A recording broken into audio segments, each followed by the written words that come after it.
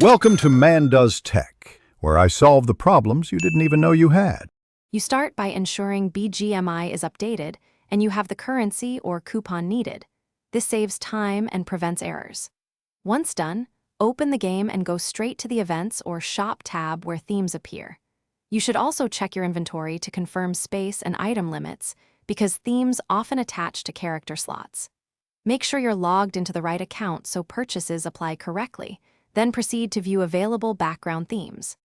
Now choose a theme preview and inspect how it looks on your profile. This helps avoid wasting UC on unwanted styles. After you decide, use a coupon, or a redeem code to acquire it. Confirm the transaction when prompted.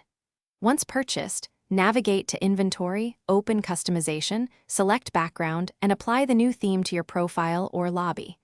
If the theme has unlock conditions, complete them first. Once applied, check in-game to verify visuals load correctly.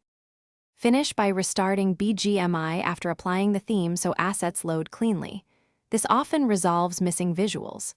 If the background still does not appear, make sure you're on the correct server and that your account region matches the theme availability, because some themes are region locked.